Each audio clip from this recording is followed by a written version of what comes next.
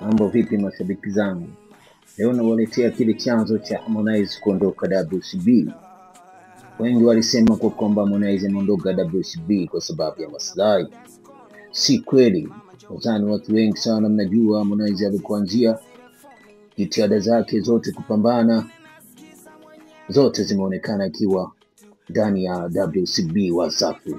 Harmonize alikuwa na mafanikio makubwa sana, hakuna mtu asiyejua. Lakini mwisho wa siku pakaja kutokea sintofahamu ya bwana Harmonize kutaka kuforce kutoka WCB, huku watu wasijue chanzo ni nini. Yeye kila akiulizwa alikuwa akidai kwa kwamba ni maslahi yamekuwa sasa ni muda mwafaka kwenda kujitegemea.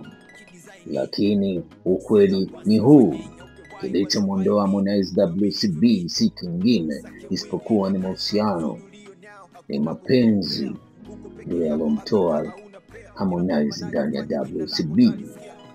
Inasemekana mwamba mmoja ambaye alikuwa bodyguard wa Diamond Platinum alishawahi kutoka na mpenzi wa Harmonize, Bi Sala. Ilikuwa ni kama siri kwa kipindi hicho, lakini Diamond alikuja kuiweka wazi pindi alipofanya wimbo na Fally Ipupa na kusema mapenzi ni noma, yamemfanya Mwalabu Fighter kufukuzwa.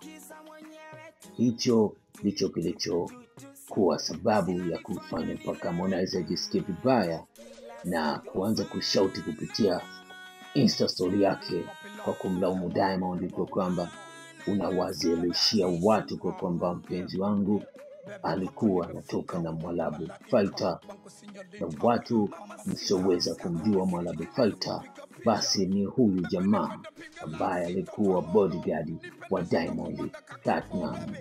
Huyu ndio inasemekana alikuwa wa kwanza kudate na Sala kabla ya Harmonize, na ndio Harmonize alipelekea jamaa kufukuzwa WCB kisa Sala na sio maslahi.